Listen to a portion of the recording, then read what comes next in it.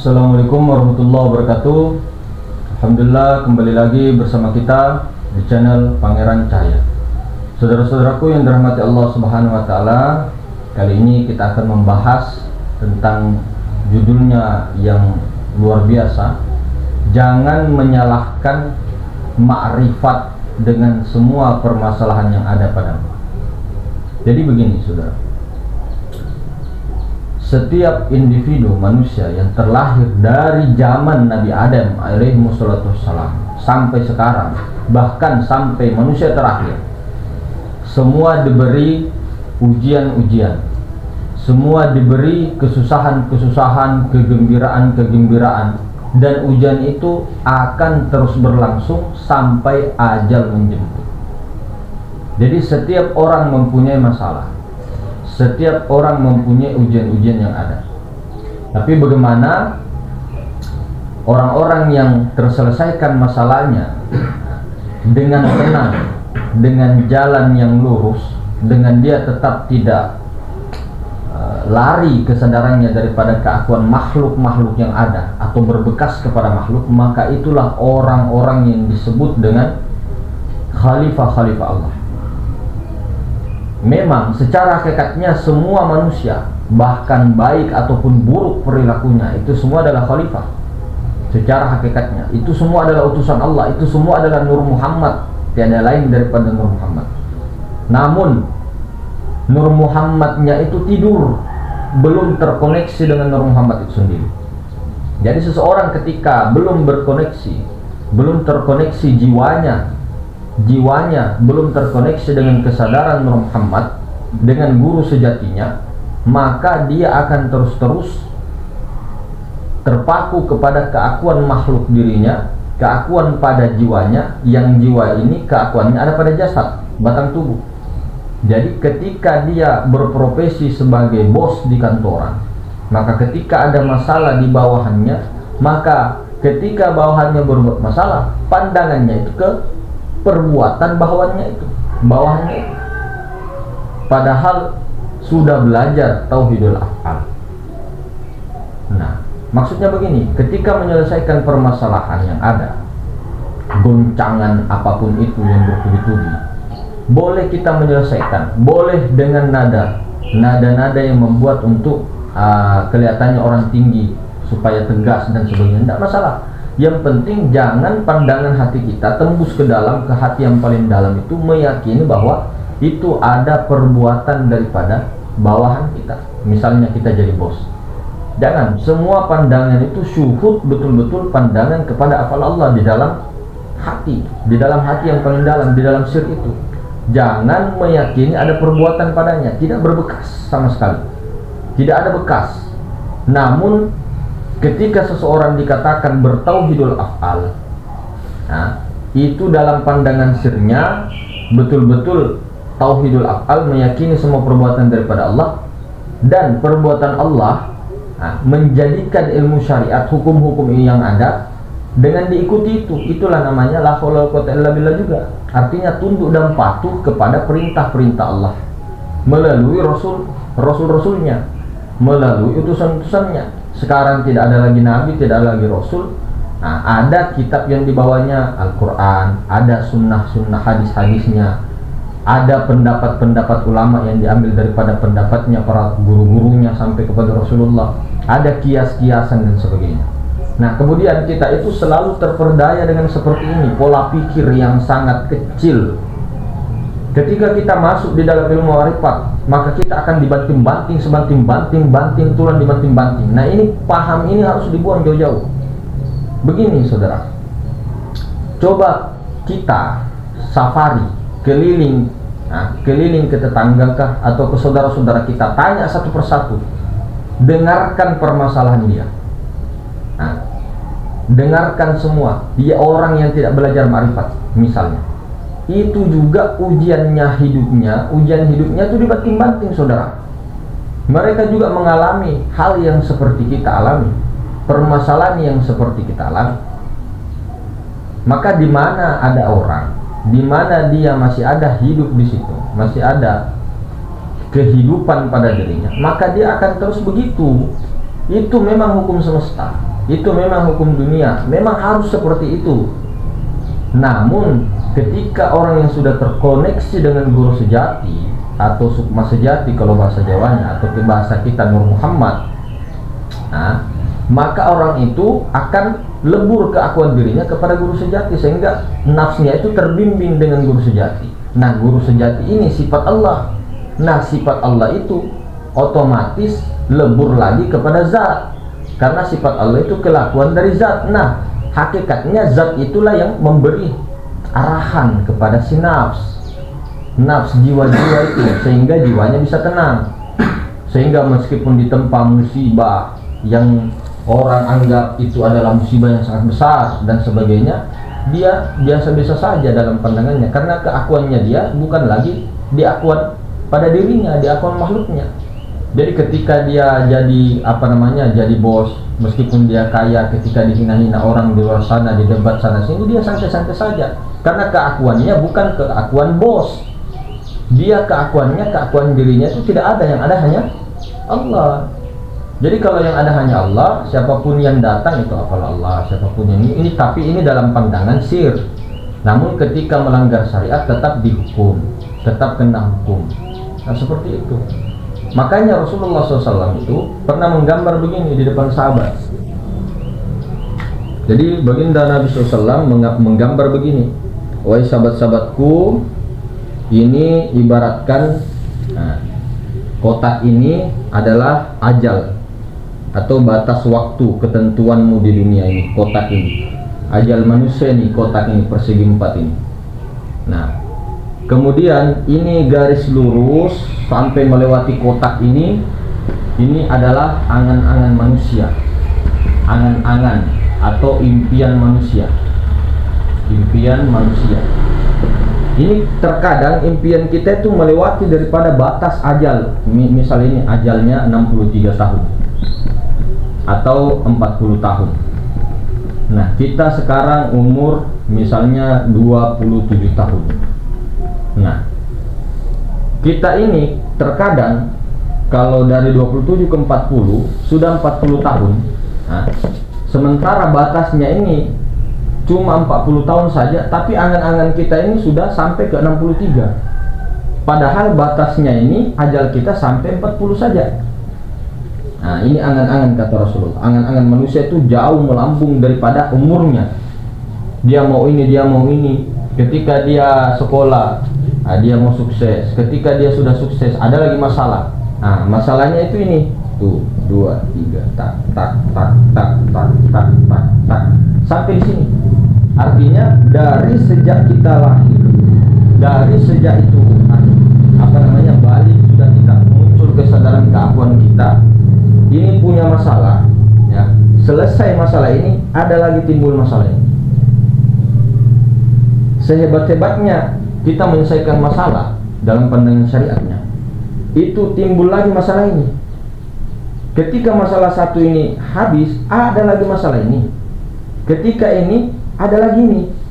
Sampai batas ajal manusia. Begitu. Jadi sehebat-hebatnya kita itu mengalami, misal kita dukun atau ahli apakah, mampu menyelesaikan masalah atau pegadaiankah, mengatasi masalah tanpa masalah, itu tetap ada terus begini, saudara. Selesai satu, ada lagi satu. Selesai satu, ada lagi satu. Sampai dikubur. Begitu terus.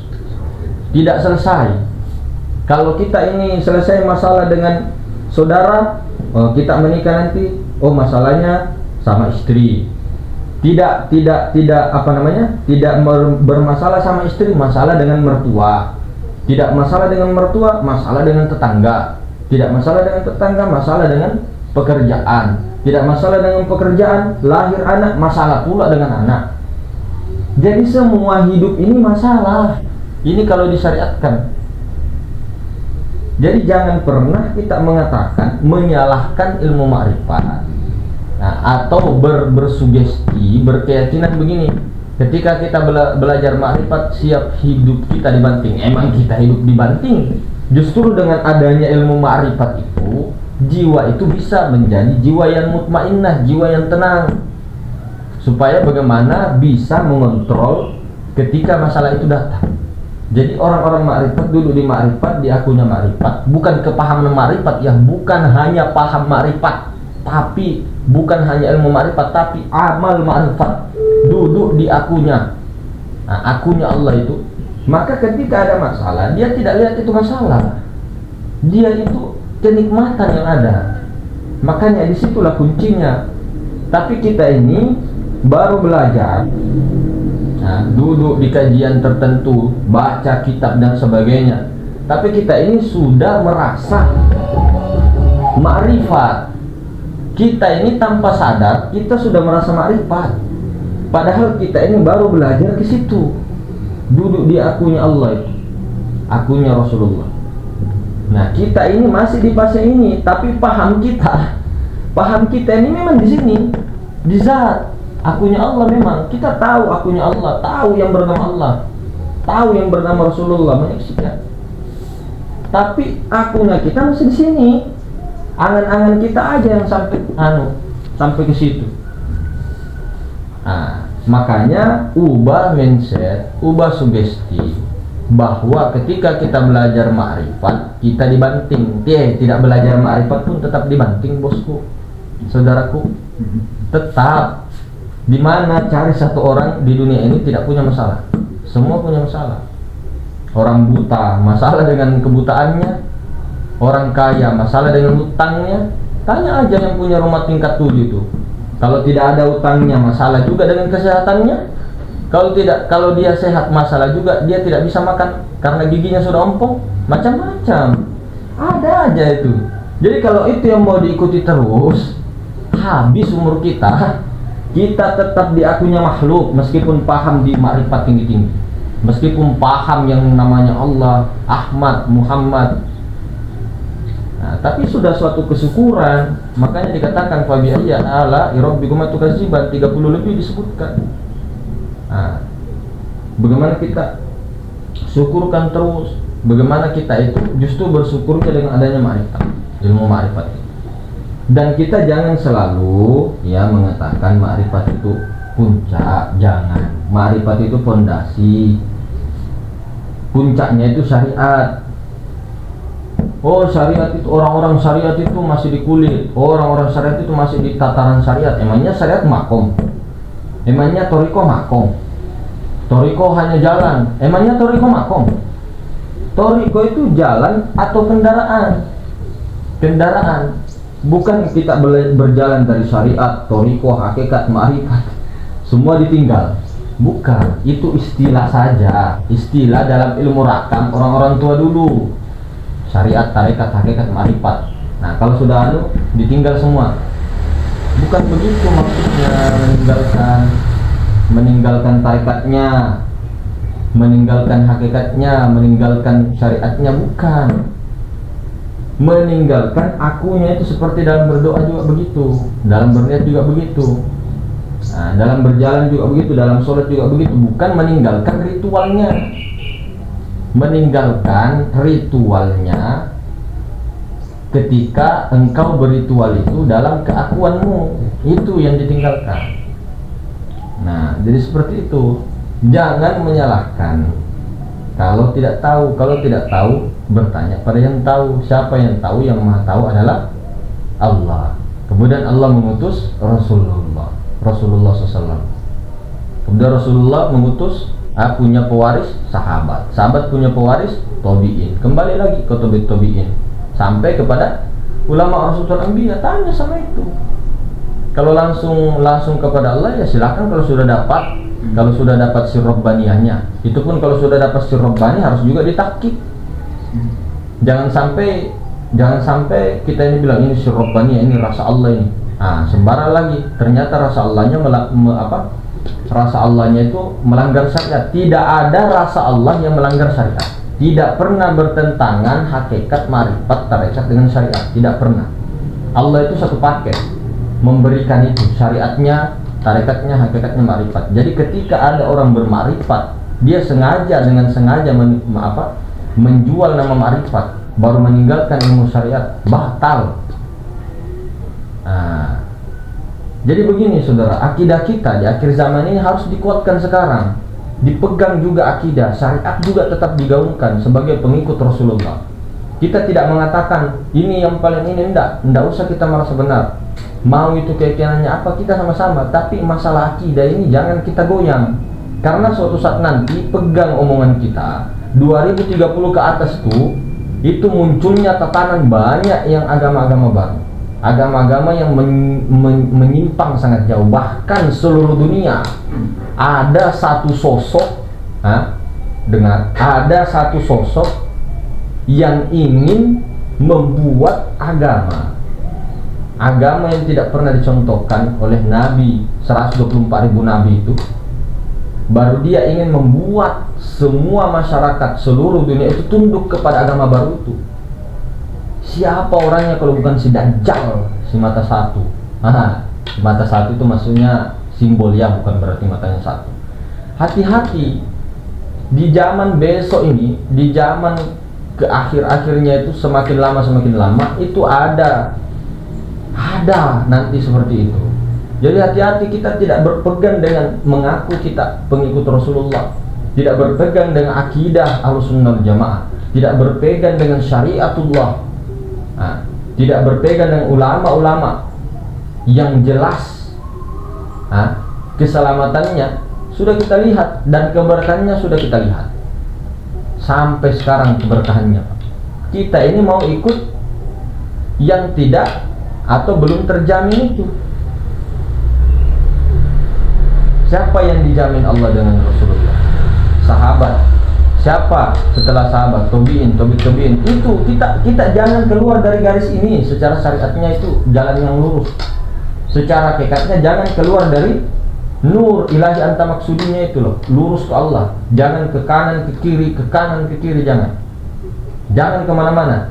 Jangan mencari kenikmatan di dalam ma'rifat. Jangan mencari makom di dalam ma'rifat. Jangan mencari ini itu di dalam ma'rifat. Pokoknya Allah, titik, tanpa pakai koma, titik. Jadi akidah kita harus dijaga, saudara-saudara. Bagaimana anak cucu kita, sementara leluhur kita dahulu di Nusantara tidak hanya memikirkan dirinya sendiri, dia saking sayangnya dengan cucu cicitnya nanti, dia buatkan buku catatan, meskipun buku catatannya itu belum tentu lengkap dan sebagainya, untuk menanamkan akidahnya nanti.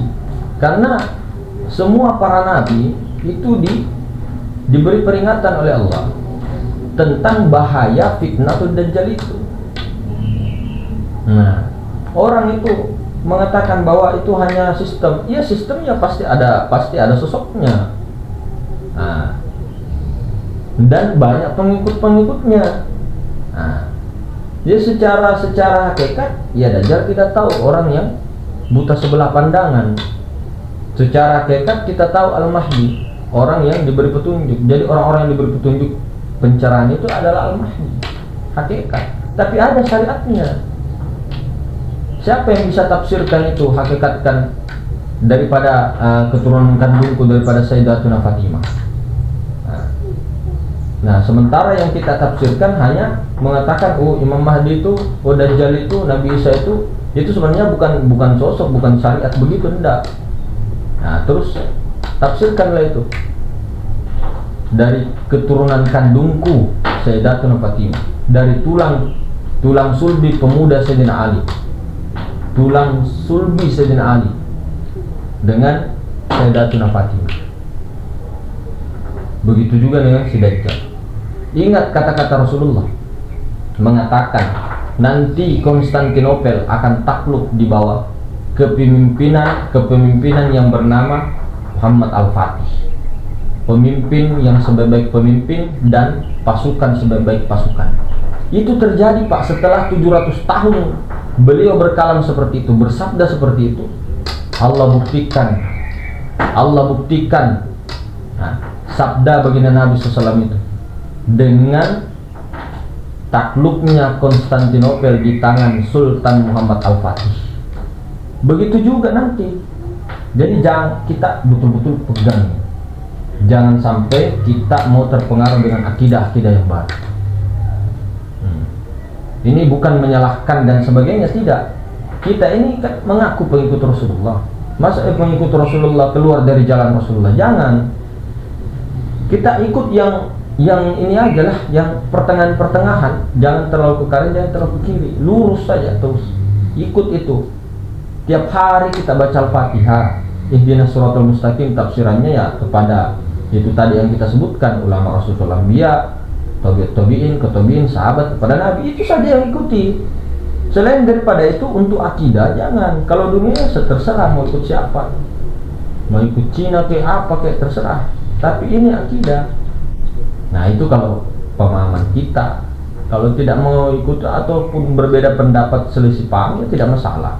Mau disalahkan silahkan, mau dibenarkan silahkan.